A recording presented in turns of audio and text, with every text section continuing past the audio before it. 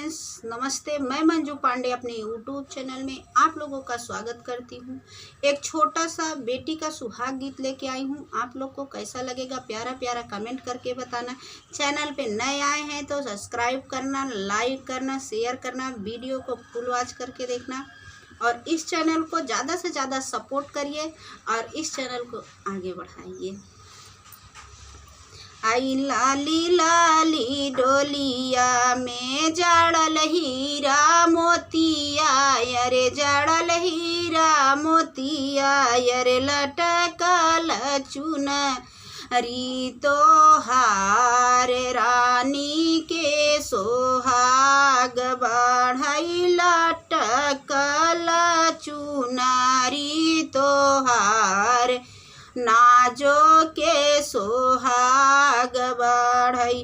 आई लाली लाली डोलिया में जड़ल हीरा मोतिया, हो जड़ल हीरा मोतिया, अरे लटकल चुनरी तोहार रानी के सोहाग बढ़ई, लटकल चुनरी तोहार रानी के सोहाग बढ़ई।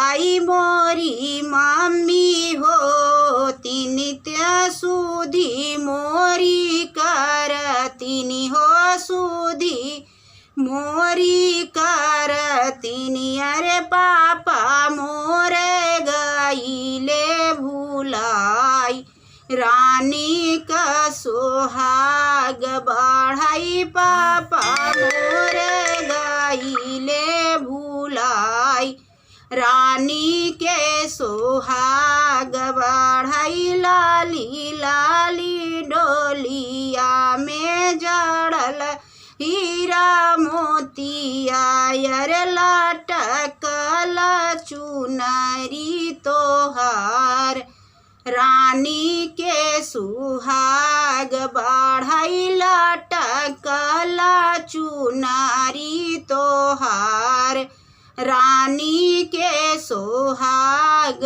बढ़ई। आई मोरी चाची हो तीनत सुधी मोरी करतिनी, हो सुधी मोरी करतिनी, अरे चाचा मोरे गई ले भुलाई रानी के सुहाग बढ़ई, चाचा मोरे गई ले भुलाई रानी के सुहाग बढ़ई। लाली लाली डोली हमें जड़ल हीरा मोतिया, हो जड़ल हीरा मोतिया, अरे लटकल चुनरी तोहार रानी के सुहाग बढ़ई, लटकल